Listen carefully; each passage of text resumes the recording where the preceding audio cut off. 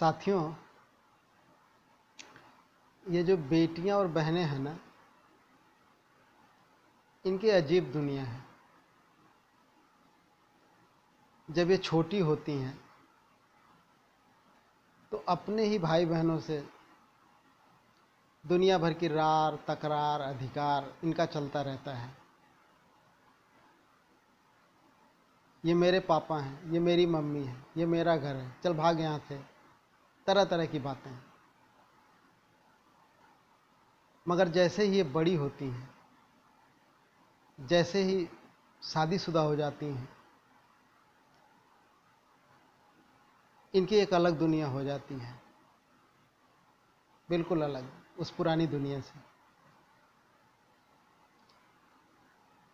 इसी विचार से मैंने एक कविता लिखी है जिसका शीर्षक है झुलरी दीदी। घर से थोड़ी ही दूर, घर से थोड़ी ही दूर, आम के 10-12 पेड़ों का एक छोटा सा बाग। घर से थोड़ी ही दूर, आम के 10-12 पेड़ों का एक छोटा सा बाग। झुलरी दीदी के घर के ठीक सामने, झुलरी दीदी के घर के ठीक सामने, जिसे वह अपना ही बाग बताती थी, जिसके एक एक आम पर अपना ही हक जताती थी। मगर हम गांव के सभी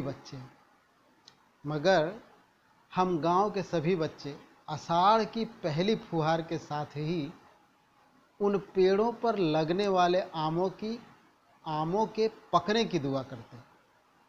मगर हम गांव के सभी बच्चे आषाढ़ की पहली फुहार के साथ ही उन पेड़ों पर लगने वाले आमों के पकने की दुआ करते।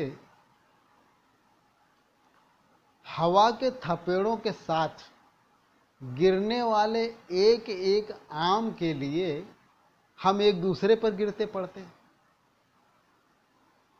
हवा के थपेड़ों के साथ गिरने वाले एक एक आम के लिए हम एक दूसरे पर गिरते पड़ते। मगर हर बार झुलरी दीदी बाजी मार ले जाती, मगर हर बार झुलरी दीदी बाजी मार ले जाती। उसके दुपट्टों से बनी झोली आमों से भरती जाती। हम एक एक आम को तरसते, अगली बार हमें आम लूटने दे, इस बात की मिन्नतें करते।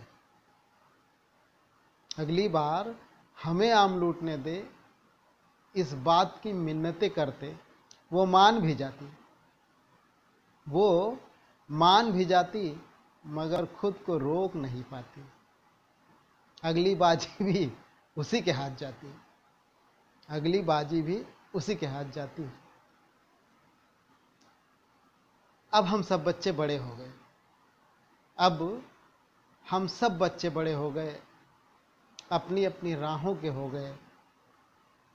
वक्त और आंधियों के बेरहम थपेड़ों में वे सब के सब पेड़ भी कहीं खो गए। वक्त और बेरहम आंधियों के थपेड़ों में वे सब के सब पेड़ भी कहीं खो गए।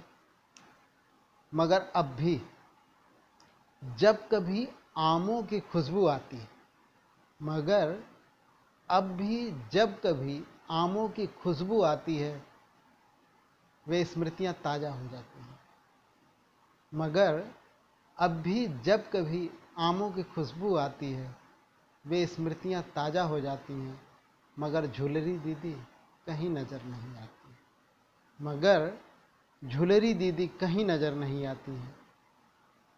क्योंकि अब वो उस घर से दूर किसी दूसरे घर में रहती है, क्योंकि अब वो उस घर से दूर किसी दूसरे घर में रहती है।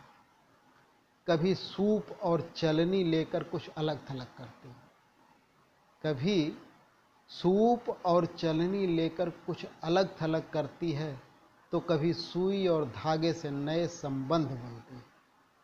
कभी सूप और चलनी लेकर कुछ अलग थलग करती है, तो कभी सुई और धागे से नए संबंध बुनती है।